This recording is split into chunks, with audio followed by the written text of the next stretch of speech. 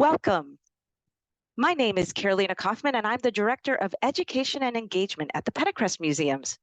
We are delighted to welcome you to the exhibition spotlight, Living with Smoke, which explores the impact of smoke on public health in Western and Midwestern United States. In conjunction with our latest exhibition, Facing the Inferno, the wild photography of Kari Greer, the museums use exhibition spotlight programs to illuminate deeper themes of the exhibit and build further connections to our campus and community. Whether you've witnessed a wildfire, have been impacted by its effects, or are simply curious, today you will have the opportunity to meet researchers, academics, and staff from the University of Iowa, along with other organizations who are shaping the conversation and impact around fire and smoke management with science and firsthand accounts. If you haven't had the opportunity yet, we welcome you to visit the Old Capitol Museum to see the incredible photography of Kari Greer, whose photographs have served as inspiration and deep reflection of wildfires and the people impacted by them.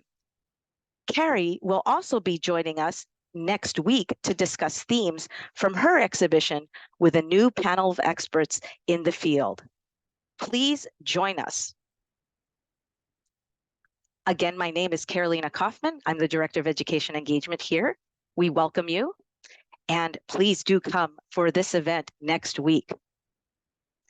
Serving to strengthen the vital role of museums in the educational research and engagement missions of the university, the Pentacrest Museums enhance the campus-wide focus on cultural and environmental diversity. The exhibit and exhibition program we are presenting to you today is made possible through the hard work of staff from the Pentacrest Museums and its partners. We especially extend our gratitude to the Office of the Provost, whose support makes the museums possible. As we commemorate and examine the impact and relationship we have with the natural world and the land that the university stands upon, it's important to reflect and remember with gratitude and respect what this land has meant to people throughout the course of human history, long before the university has been established, and which many nations of indigenous people have lived, fought for, and continue to thrive today, as you see here in the state of Iowa and throughout the Midwest. There's a long story of treaties and forced removals that have dispossessed these people on this land. We welcome you to learn more about the 20 tribes listed here as sovereign nations, which we know have had historical ties with the state of Iowa and continue to thrive today and maintain their connections here. For many a millennia, fire was integral to many indigenous peoples' way of life. Native Americans, Alaska Natives, and Native Hawaiians used fire to clear areas for crops and travel, to manage the land for specific species of both plants and animals, to hunt game, and for many other important uses. Fire was a tool that promoted ecological diversity and reduced the risk of catastrophic wildfires. The National Park Service recognizes this and shares more information about these practices of traditional ecological knowledge that is being incorporated more and more into modern management and science. I will share the link for anyone interested in learning more. Consistent with the university's commitment to diversity, equity, and inclusion, understanding the historical and current experiences of Native peoples will help inform the work we do. Collectively, as a university, to engage in building relationships through academic scholarship, collaborative partnerships, and community service enrollment and retention efforts, acknowledging our past and our future Native nations. As we think about wildfires, I would like to invite the audience to participate for a moment and gain your perspective. Please take a few minutes to look at this photograph by Kari Greer on view at the Old Capitol Museum.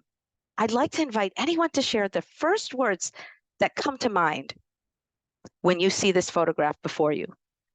Another way to think about this is to imagine yourself being present in this moment. What feelings or descriptions come to mind? Please share in the chat, and I also welcome our panelists to participate.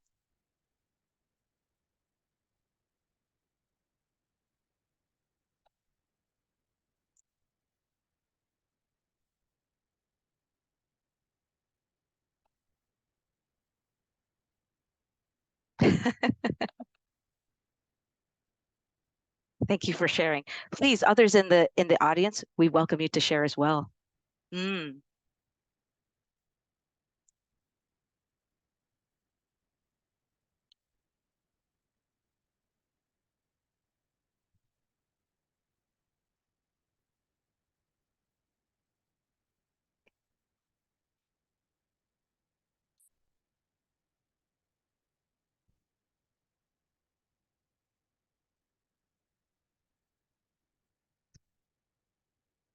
Thank you so much for sharing. And you can still continue to share your thoughts on the chat. Without further ado, I am honored to welcome you to today's presentation, and I'm excited to introduce you to our moderator.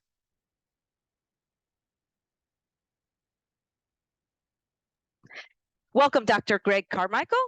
Dr. Carmichael is a professor of chemistry and biochemical engineering at the University of Iowa. As you see described here, Dr. Carmichael has numerous research and leadership roles for the College of Engineering, including leading a science research team project called Living with Smoke. Dr. Carmichael will help introduce our session and invite our esteemed panelists from across campus and the state to share their work as we think about what it means to live with smoke. Thank you for being here, Dr. Carmichael. Hello, hello. I'm very happy to be here, and I'm very happy to participate. And first, let me start by introducing our panelist. If you can show the slides for me, please. So Peter Thorne, he's at the University of Iowa Distinguished Chair and Professor in the College of Public Health. He's co-director of the Environmental Health Sciences Research Center in the Department of Occupational and Environmental Health. Thanks. Next panelist is Alejandro Cornelis, clinical professor of internal medicine and pulmonary critical care and occupational medicine, Department of Internal Medicine, University of Iowa. Next panelist is Ellen Carmen, director of Iowa Wildlife Camps, the College of Education. And Wanda Rittner-Kintz, the Air Quality Branch Supervisor, Air Pollution Control Officer for Lynn County. You'll be hearing from the panelists in a broad perspective of how smoke impacts our lives, our daily lives, and our health as we move through today's discussion. The objectives for today's panel and for the discussion that it will stimulate is to understand the daily impacts of living with smoke on different groups, including those with health conditions, children in summer camps and counselors in summer camps, those of us that are travelers and are in business, all encounter on occasion impacts of smoke. We also want to highlight research findings on the impact of smoke on public health and the community, and discuss the evolving impact profile of smoke wildfires, including future projections, strategies to inform the public. I think it's fair to say that the title "Living with Smoke" is real. Smoke is a very important component of our air quality, and by all projections, it's going to continue and actually grow in importance over the next decades, exacerbated by climate change. And so we're excited to share with you some of the things that our experiences, what we're dealing with, and to engage you in the opportunity to discuss with us, and looking forward to foreshadowing the wonderful events of next week. Okay. Certainly reminded that air pollution and smoke is a major component of that. Throughout history, as indicated, smoke has been a part of, wildfires have been a part of us, but more importantly, from an air pollution perspective and human health, it's been smoke from our industries and the way we live our lives, burning of fossil fuels, et cetera. And you can see that classical pictures of cities around the world in terms of their industrial activities. But it's also, again, smoke is pervasive, and when we talk about smoke and its impact, it's not just in the areas where we have heavy burning occurring, but as those of us in Iowa City recognize that during the last summer, we were heavily impacted by poor air quality due to smoke, not from a kilometer away, but from 1,000 kilometers away. Next slide, please. And on the panelists today there, and within the university and outside the university, many faculty are engaged in trying to understand air pollution and the impacts on human health. And we've learned a lot about the impacts of air pollution, and it really impacts the lifespan of us. It impacts from pre-birth to the birth of children, to young children, all the way through to the elderly. There are very important impacts to human health due to the exposure of air pollution. And those impacts are from an acute exposure, like through thick smoke plumes, but also through chronic exposure. And we'll hear today about things like cardiovascular and respiratory diseases, but expands beyond that. As we understand it, it also can impact things like mental health. So the more we learn, the more we study, the impacts are broad. And when we do an analysis of all risks to death globally, so one counts up the number of people that die each year, and from information available, you can evaluate the risk factors that they've been exposed to. And the more recent studies indicate that air pollution is globally is the number fourth highest risk factor for deaths, causing by this estimate about 7 million avoidable deaths each year. And this is due to air pollution exposure, both indoor and outdoor. So again, air pollution is a very important component to the health globally, both in terms of chronic and as well as other lost days of work, for example. But we're learning more and more that it's not just air pollution from the traditional sources, but in the next slide, that smoke is a very important component of air quality. And fires burn everywhere around the world, depending upon the season. And as we're aware in North America, we're well aware of fires in California, fires in the Southwest, and fires from our neighbor Canada. And we're very much aware of that, but fires occur throughout the world at different seasons. And this is a recent estimate of the impact of smoke itself, not just all air pollutants, but specifically smoke and smoke associated with wildfires on the deaths of children. And by this estimate, about 500,000 children per year are dying due to exposures of smoke around the world.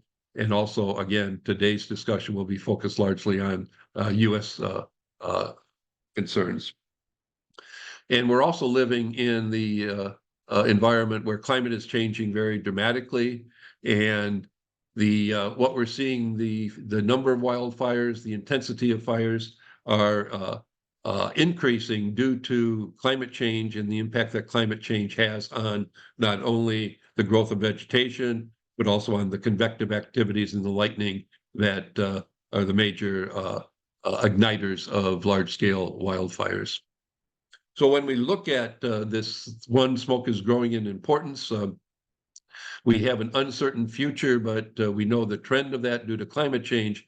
There remain many important research questions that need to be addressed so that we can do a better job of living with smoke and managing its impacts on the human throughout the lifespan. And so there are many research questions that remain with respect to air pollution, climate change, and human health. The full spectrum of health outcomes through the lifespan is not yet known, but we do know that the health impacts are disproportionately felt by the most vulnerable.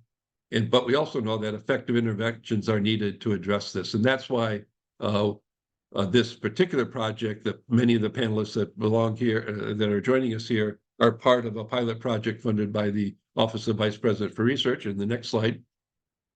And it's the title of this interdisciplinary project is Living with Smoke. It's a pilot study to try to come and better understand the issues that I just outlined for you, understand the impacts of co-exposures due to smoke on respiratory disease, to develop and evaluate innovative approaches to study co-exposures, and apply this knowledge to better healthcare and better interventions. And two of the three of the faculty members, myself included on the panelists today, are part of this project, and we'll learn more from the panelists in next week's events as well. Next slide. And again, it's very, very just driving home, this point will be made by the panelists to follow, is that, again, smoke is a very important component, not just throughout the U.S. in the areas where the fires are occurring, but also here at home. And this slide just shows that Cedar Rapids in 2023 had 17 bad air days, and that's by far exceeds the number for the last 20 years. And so again, smoke is such a profound and important component in the health of our lives today. And next slide, before getting to the next slide, please. Before turning over to the panelists, I am joining you tonight. It's midnight here in Thailand, where I'm part of a multi-nation NASA-funded airborne and satellite investigation of Asian air quality. We're bringing aircrafts around to the circles indicated. We started in the Philippines. We went to Korea. We're sampling Taiwan, and now we're sitting in Bangkok, based in Bangkok, studying air quality in these regions. And we're doing it from next slide, please.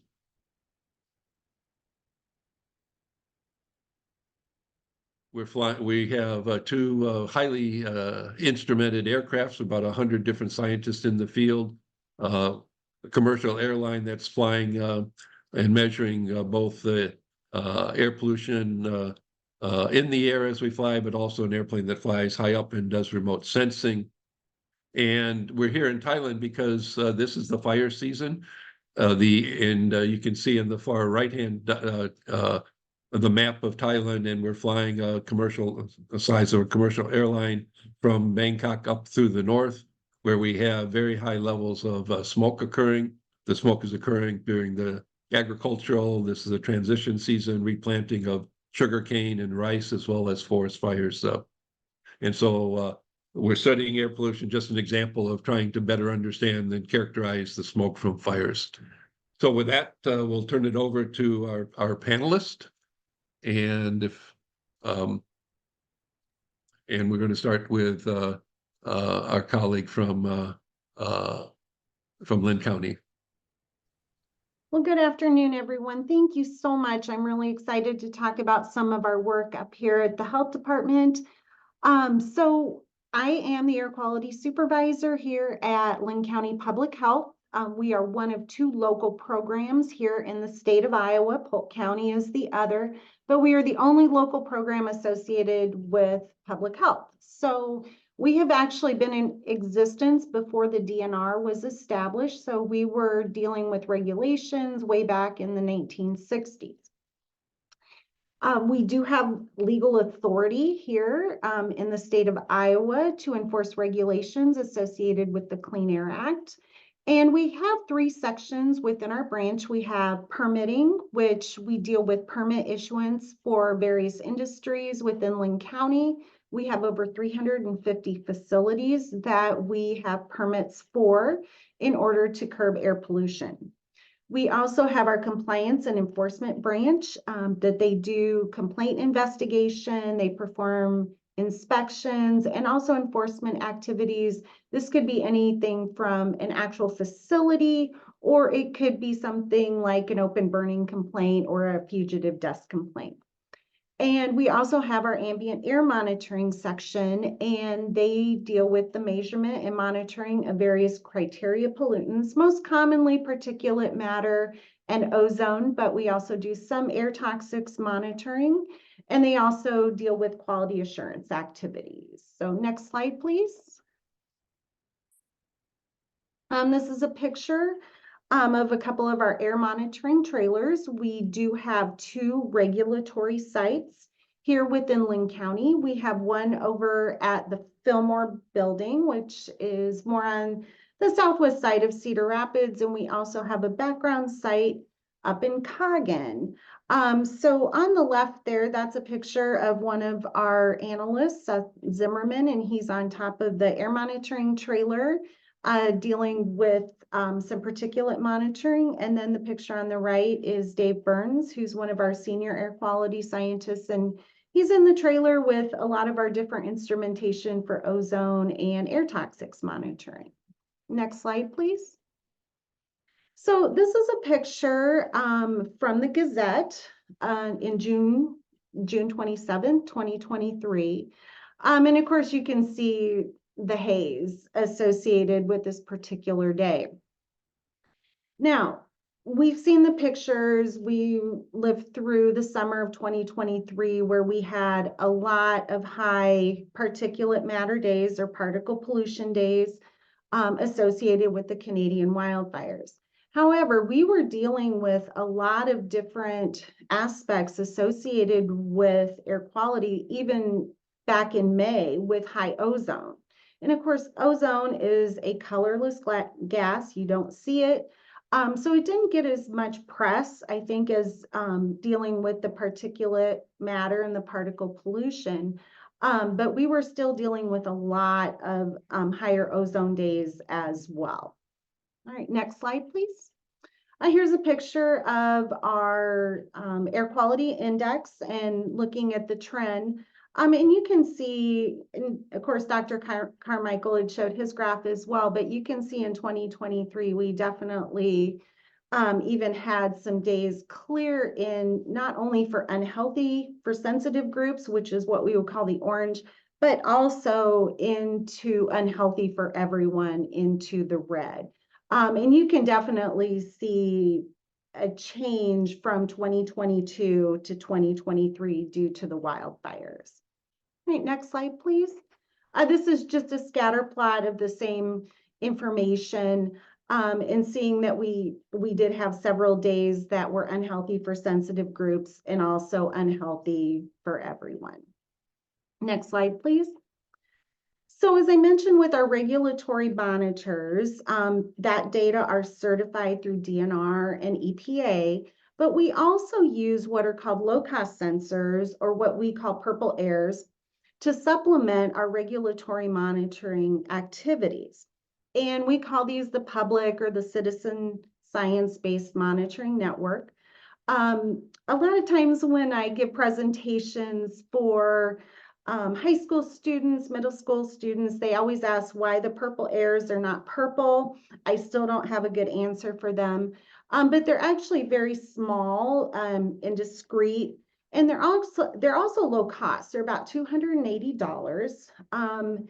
So they're very affordable, and we use these to supplement our regulatory monitoring network. They're very popular, again, due to the low cost, ease of use, and also data availability. They can be deployed in various areas of concern, and it also relates to our mission of environmental justice and health equity here at Linn County Public Health. Next slide, please. So with our current project that we're working on, we have our purple air monitors. They're currently deployed in 7 different sites around Linn County. We have some here at our health department building. We have some at our regulatory stations. We have some in Lisbon, in Central City. We have a couple out at Kirkwood at Linn County Emergency Management, and we're looking at a couple more sites to deploy these purple air sensors. The nice part is you can get your data, your particulate matter data in real time. And you can just go to the website, the Purple Air website, and you can look at your different air quality index values at areas around the county. Next slide, please. So what did we do with the messaging with the wildfire smoke? So I worked a lot with our communications person here at Linn County Public Health. We got a lot of social media posts out. We have air quality alerts that the public can sign up on our website, and they can get text messages, emails, etc. when there's high air quality indexes. I did a media appearance on KCRG, and as I mentioned, we were dealing with high ozone way back in May, and that's actually when I did the media appearance on KCRG to talk about ozone and what to do to protect yourself, and basically stay inside, etc. And I also had a lot of phone calls from the public, especially during the particulate matter episodes. I had it in several interesting phone calls. I had a lady who called. She said she was a concerned citizen. She wanted me to shut down a daycare because she was concerned about the students. And I asked, are they inside or outside? She wasn't sure. And I said, well, if they're inside, it's probably where they should be. I also had a phone call from a gentleman who was walking across the nation to raise money for food insecurity. And he wanted to know if he should stay in his hotel room for the day because he walks about 20 miles per day across the US. He's a blackberry farmer from Indiana. And kind of talk to him about some risks and things like that. And I also had a phone call from the head of the UPS Teamsters because they were really concerned about our drivers. So, I had a lot of phone calls and just trying to get the message out, how to protect yourself, stay inside, run your air conditioner, basically just common sense type of remedies. And it was really, really interesting because I did get some calls from schools. Some schools decided to basically just, suspend their sports, their outdoor sports like baseball, etc., for a few days. But the thing was, just getting the message out to the public that this is what you do. This is a short-term event. And I also would direct them to the Air Now website where they could also look at the forecast. So it was really an interesting time. And I think it highlights the need for continued air monitoring, and especially with the lowering of the national ambient air quality standards, particularly for the particle pollution from 12 micrograms per cubic meter down to 9.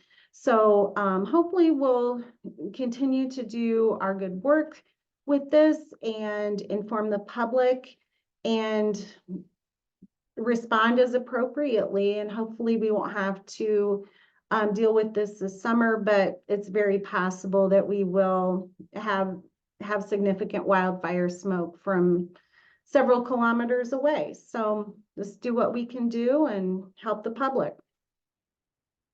Thank you, Wanda. Thank you. Now we're going to move on and hear from Ellen about campers. Great, thank you. Yeah, my name is Ellen Carmen. I'm the director of our Iowa Wildlife Camps program, which is in the College of Education's UI Wild department. We are a conservation education based program. And for us, really what that means is we are outside all day, every day, whenever that is possible. So part of our mission and philosophy is really just about getting young people outside, spending time in our local natural habitats in our state. So campers at our camp participate in environmental education and outdoor recreation activities. And we've been offering these camps for over 30 years. I have been part of the camps for about the last 10 years now. I started in 2014 as a seasonal instructor. And, in those last 10 years, of course, we have dealt with a lot of situations that require us to move inside. Anecdotally, the amount of days we have to move inside has definitely been increasing over those last 10 years. And mostly that is due to severe weather or extreme heat. But of course, last summer, poor air quality was also something that pushed us indoors. Next slide, please. So in the summer of 2023, we had multiple days where we had to move inside due to air quality.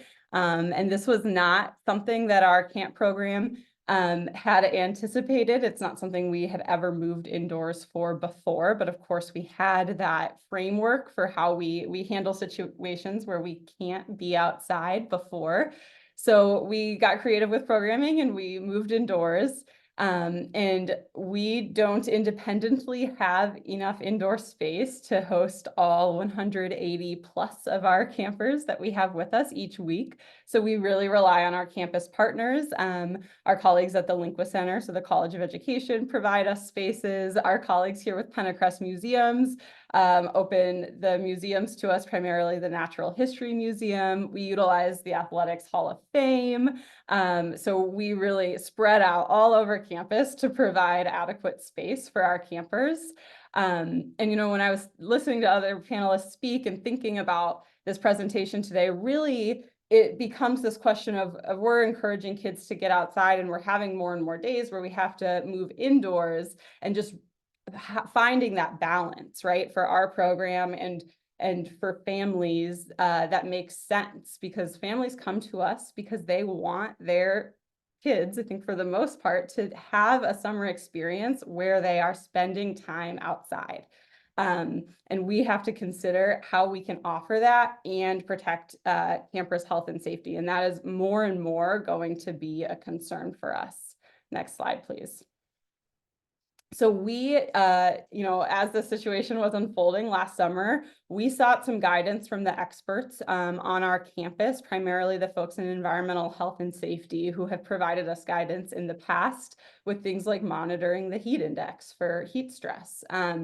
And so we ended up utilizing guidance from the Environmental Protection Agency's school flag program, as well as their Air Now site and phone application, which Wanda mentioned. So basically, this is a program that schools across the country can use, and they raise different colored flags based on the air quality index for that day. And based on the color of the flag, they modify their outdoor activities if necessary. So we had to adapt that program to fit our needs, but our policies now pretty closely reflect that school flag program initiative. So now, in addition to checking the heat index every day, I'm also on Air Now checking the AQI every day of our summer camp programming. So lots of apps are being used to check things throughout the day. Next slide. And so this just kind of shows you what the different colors mean, and then what type of health risk, if any, is associated with the air quality at that level. So when we went to write our policy, we used sort of these different colors and air quality options, right, to decide how we will make decisions about our programming. Next slide. And some of the things that we took into consideration were just our camper, our families, and I really should also have our staff needs up there.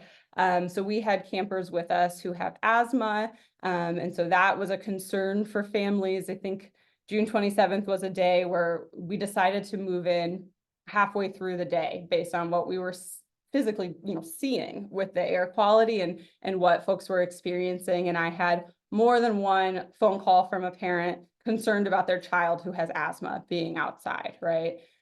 So that's a concern. All kids are considered a vulnerable population when it comes to air quality. So that's a consideration for us because we work with youth.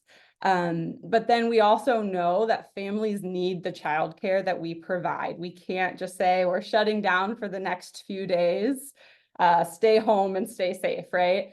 Because a lot of families are really relying on us for childcare. So we had to find a creative option. And then families have that expectation of their child's going to be outside, right? Campers have the expectation that they're going to get to do things like archery and paddleboarding. And so when we do need to move inside, we have to get very creative to find activities that are hopefully just as engaging, right, as those things that we're able to offer in our outdoor environment. Last slide. And so we learned some lessons. We learned, I think we already knew this, but we learned even more just how important our partnerships on campus are, both for guidance, but also in terms of providing space. Our camp program is not possible without the infrastructure and support from our University of Iowa community. And that became very clear. And we're very lucky to have extremely strong support. We learned a lot about the monitoring resources we can use, such as Air Now, to make informed decisions. And hopefully, those resources will just continue to get better and update in more real time. And then we learned that we, just as a community, as a staff and our families we serve, we have to be able to be flexible and understand that the plans might change quickly in order to protect our campers' health and safety and our staff's health and safety. And we're able to do that. Thank you. Thank you, Ellen. And again, we see the need to be flexible and to learn to live with smoke. And now we're going to move to Alejandro, who's going to be who's doing research into better understanding the relationship between smoke and health outcomes. Thank you. I hope that everybody's having a good air quality day. And I'm really excited to be here with all the panelists, and I want to thank the Pentacrest Museums to put together this event. I'm a physician and also a researcher, and I can tell you that this is something that directly impacts our patients. I'm a pulmonologist, and patients who have lung problems, which are more susceptible sometimes to some of these events. It results in more symptoms, they develop infections. And one thing that we understand is that the effect of air pollution clearly in the lungs are acute and also chronic. So there are things that can happen in a short term, but there are things that happen over a period of years to decades. And susceptible populations, they go from childhood in the lung development to the elderly, who actually are more susceptible sometimes to some of these. So this really affects everyone. And it's difficult to understand really what are the long-term effects at this point. I think that's kind of the research we're trying to do, besides the acute, the more short-term, but really those long-term effects of these exposures. But we have an opportunity here where we did some research with collaborators in India. And it's really the fact that a lot of people in the world, the way they cook, they use biomass, meaning that they use different type of organic products. And in this case, it's wood. So wood burning is happening in this environment. And women specifically are the ones who actually are exposed to high levels of smoke from wood burning. So one of the questions we wanted to understand is, what are the effects of this long-standing exposure in women that are cooking with wood in this area of India? And in this slide, you can see, for example, that two type of wood burning setups. One, it's the one on the left is at the university in India, actually, and that's one way they're able to get some of their heating as well as some aspect of cooking that they do for the university and their students. And then on the rectangular panel, this is more like a home in which you have really this wood burning setup. And as you can see on the lower panel, a woman is going to be at the level almost of the cooking, and they're having direct exposure. But also people living in that home, they're going to have exposure to all this smoke. And then you have on the right lower panel, the first one is a chest X-ray that a lot of people probably are familiar with. But then something that is much more sensitive to understand these effects that are happening in the lung, it's something called a CAT scan, so a computer tomography scan. So we decided to really use this technology to have a better understanding of what is happening in the lungs of people exposed to this. Next slide, please. So the area we went, it's in the region of Tamil Nadu. It's in the south east of India. It's 5 hours from one of the largest cities, which is Chennai. The area we went to specifically is called Thanjavur. It's a smaller town, although millions of people live there. And then here you can see in the central panel the typical CAT scan, a CT of the lung. And this is a CT of a lung of somebody who has what we call COPD. So in the center is the heart, and then each side you have the lungs, and you can see areas of the lung, especially in the back, that they're kind of destroyed. They look very dark. That's areas of destroyed lung, and we call that emphysema. And then on the other panel, my colleague, Dr. Eric Hoffman, who is a professor here in radiology at the university and expert in lung imaging. And this is actually in India doing a calibration for the CT scanner of the participants that we enrolled for this study. Next slide, please. So this is a little bit of a kind of a summary of what we found there. So what we asked the participants was to really take a deep breath. That's what we call the inspiration scan. That's the one that is in the left upper corner. Then we asked the same participant then to exhale to get all the air out. And then we get another picture. And that's what is called the expiration scan. That's the one next to the inspiration. And based on what is happening to that lung, we can determine whether the lung is functioning well or not. And you can see in the left lower corner, it says a DPM map, basically an algorithm that is able to tell us whether there are regions of the lung that are destroyed. We call that emphysema, they're in red. If they're yellow, meaning that you're trapping air, that means that you're taking a deep breath, you're trying to blow the air, but the air doesn't go out. So the air gets trapped, and that is abnormal. And then the green areas, which would be normal. And then the panels that you can see here is a representation of of couple of participants. One, it's a woman that actually cooks with liquid petroleum gas.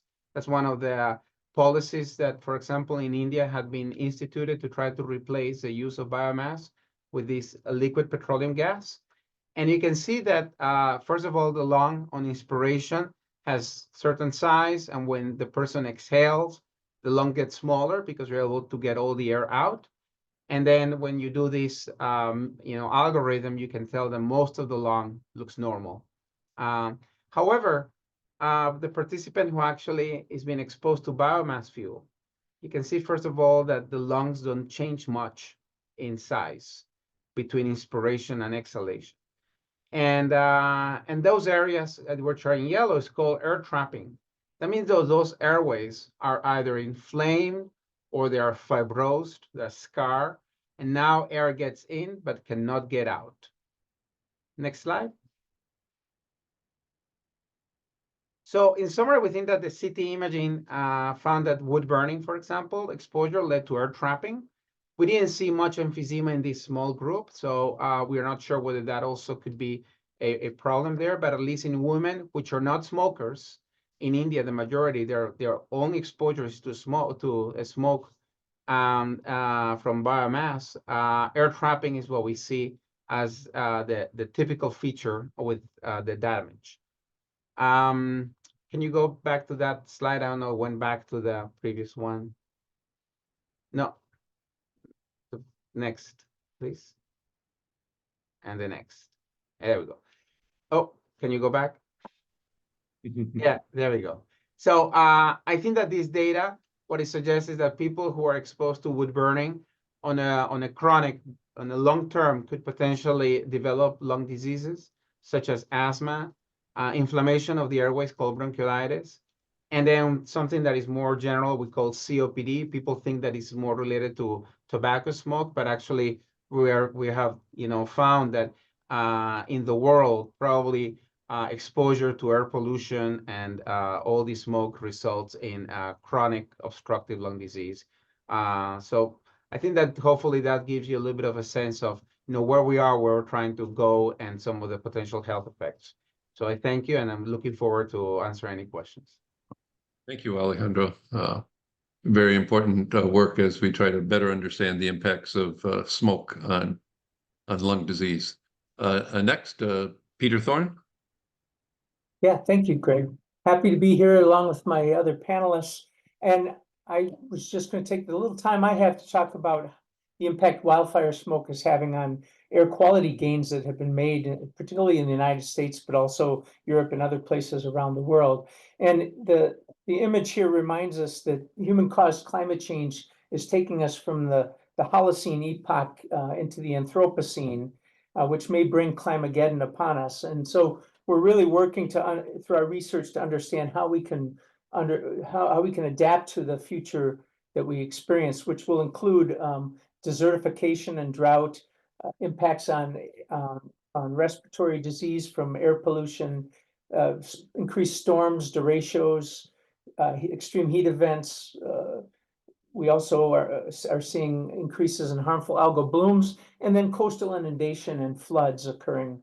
So these are all concerns. Today we're focused on wildfires and smoke. Next slide, please. So over the last, especially 20 years, we've seen a dramatic decline in coal as a fuel for use in the US for generating electricity. There's been a large transition occurring to increase natural gas from fracking, but also renewable energy sources, wind, solar, hydro, geothermal. And we, as a consequence of this, and because of the US EPA's Clean Air Act amendments of 1990, we are seeing a dramatic improvement in air quality. However, in recent times, and I'll show this data, we're seeing these enormous wildfires erode some of the gains we've made in air quality. And so as time goes on, we think that this is going to be an increasing problem, and we really need to try and address this in a new way that may draw from traditional ecological knowledge in some respects, as was mentioned at the outset. Next slide, please. So this is just showing a diagram that was actually included in a piece that Dr. Stanier and Carmichael and I wrote this past summer. And this shows the air quality index for North America on June 28th of last summer, and the impact of these wildfires in Northwest Canada that they had on our part of the country. And you can see that from here that we were experiencing unhealthy to very unhealthy air quality in this part of the country, and in a way that we don't typically think that a wildfire that is going on some 1 to 2,000 kilometers away can impact our health. And I think this is really a new paradigm in the eyes of many people that we have to understand. And as you've heard, it affects air quality people in Lynn County, like Wanda, and it affects kids at camp or kids who are doing sports after school. Summer sports is all important. Next slide, please. Okay, so here's what we see when we look at a graph that shows the percent of above or below the national ambient air quality standards. So these are the major air quality standards put forward by the EPA under the Clean Air Act. And we look at this over time from 1990 on to nearly to the present. You can see that there has really been a very significant decrease in the concentrations of these criteria air pollutants, such that we're getting healthier and healthier. And so the 0% threshold there, that's the National Ambient Air Quality Standard. We've taken from being above that to many cases being below that level. And as we do more research, we find that that standard may not be protective enough. So we continue to lower that standard in order to ensure the maximum health of the public. And I want to point particularly to PM 2.5, which is the fine particulate matter that is creating the haze associated with the smoke that you saw in some of those pictures. And then also ozone, which is a secondary air pollutant that is being created in some of these scenarios with the fire. So these improvements have been dramatic. Now, if I can go to the next slide. And here, this is recent data that was published last summer or last year in Nature, scientific journal that focuses on health. And it shows regionally that this trend in the decline of fine particulate matter and improved air quality goes up to about 2016. And then we start to see something happening with this increase in the severe fires in the West over the years 2018, 2019, 2020, and so forth.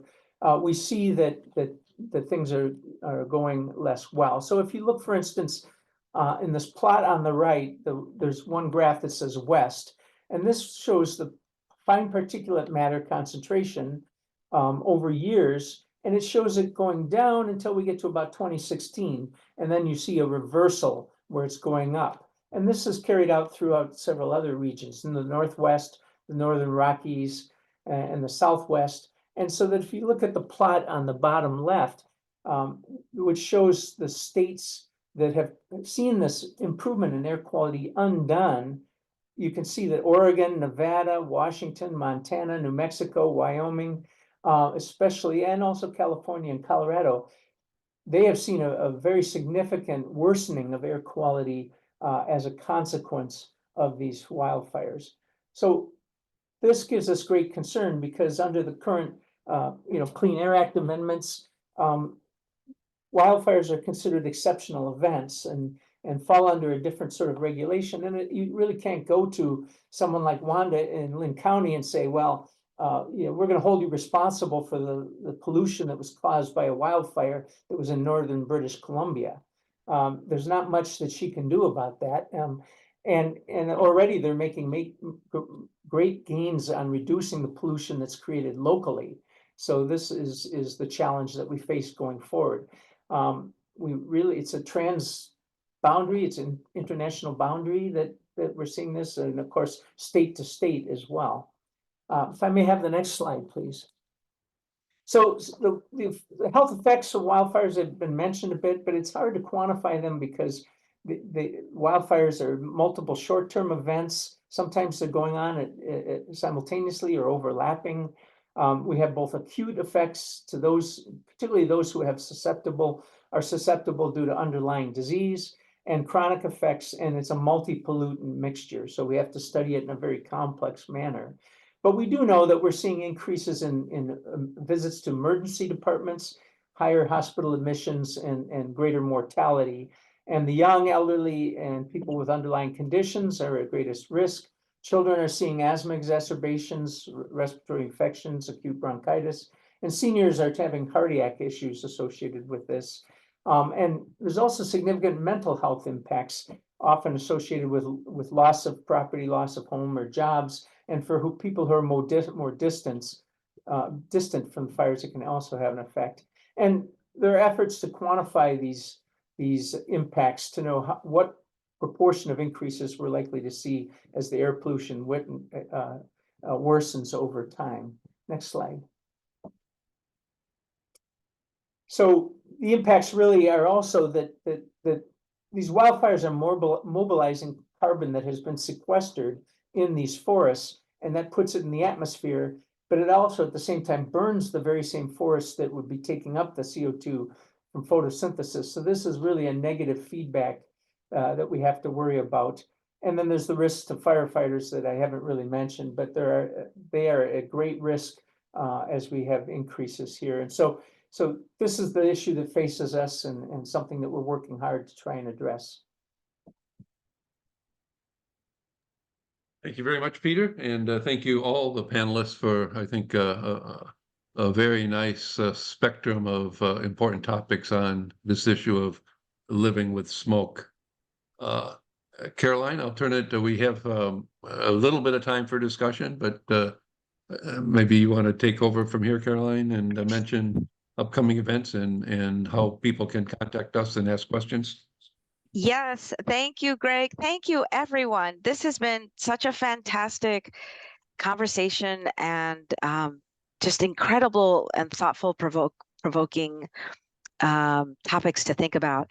Yes, I welcome anybody who has a question or would like to submit a question to the chat or to the Q&A, please do so. I also want to just quickly apologize that we had accidentally disabled the chat, but it is on now. Everyone should be able to chat. So if you'd like to submit a question, please do. And I also am open to anybody who wants to share their thoughts about the photograph that we showed of Kari Greer. I want to point out, Peter Thorne, you mentioned the lives of firefighters and the impacts to them. I know for a fact that Kari will be speaking directly on this subject next week. And of course, we welcome everybody to next week's event.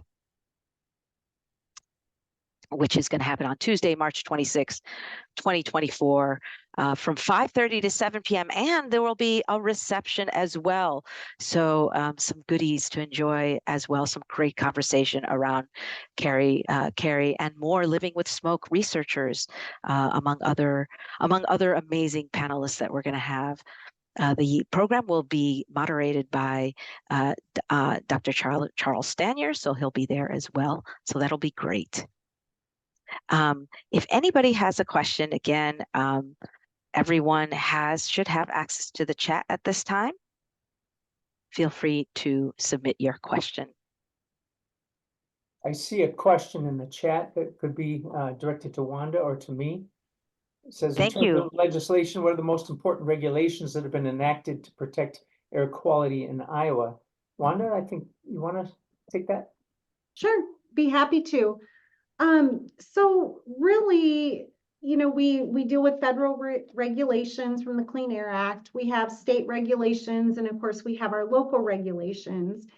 And interestingly enough, last year, it used to be that the local programs, so us in Polk County, we could be more strict than the state of Iowa with regards to air quality regulations. And that was actually taken out by the state legislature. So we are actually working on some code enforcement and updates with regards to being consistent with the state of Iowa, because we do similar things, but the important thing is that the end result is the same as protecting the air quality.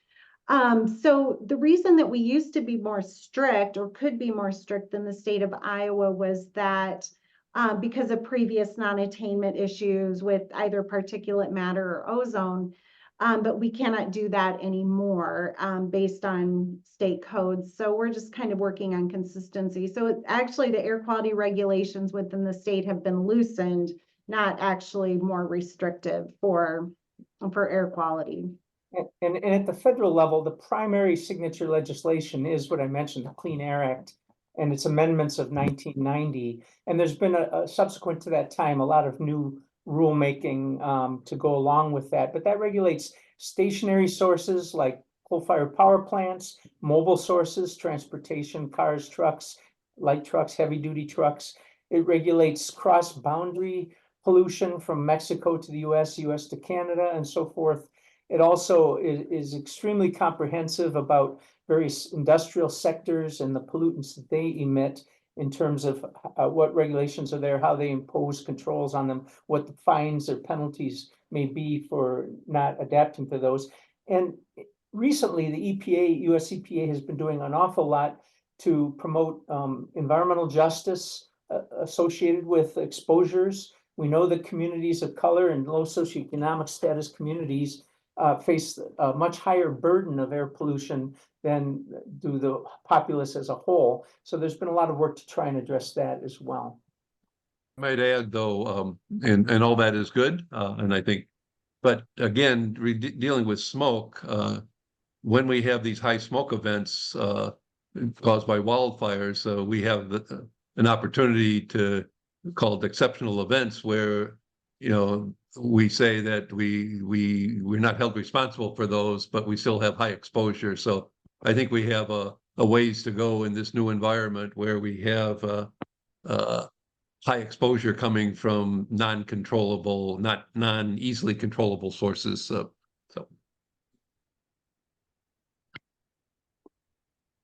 Great. Thank you so much for answering that question. I actually have a question. With something like what happened in January 27th, that time period, you know, this question actually, you know, maybe directed to Alejandro. Did you see any changes in, you know, like patients' concerns, or actually this could be for anybody? What happened that day for your jobs? I'm curious. And did anything specifically stand out in terms of patients you might have worked with or people you might have worked with specifically? I can comment very briefly on this. You know, one interesting thing is that the pandemic changed some habits in our population with chronic lung disease, and a lot of them, they decided to wear masks when they were outside.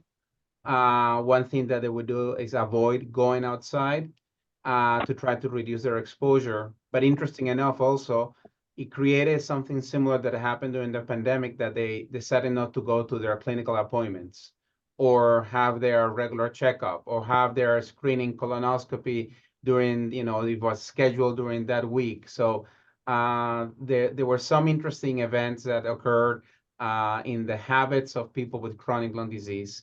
And of course, you would have exacerbations, people calling in to the office. But I think that this introduction of use of pandemic, staying indoors, actually was something that they had already been implemented due to the pandemic, but now translating into this event of air pollution.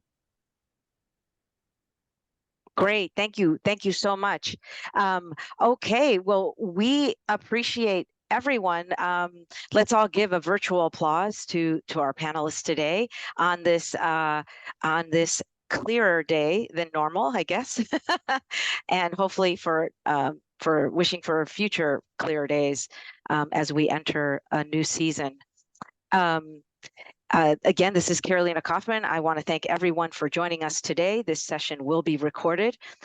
We have some contact information here. Excuse me, we will correct Alejandro's information there for you. And please feel free to contact anybody here with their information available. And we want to thank you again. And yeah, that's it. Thank you all so much for joining us. Please join us next week. Thank Bye-bye. you. Thanks.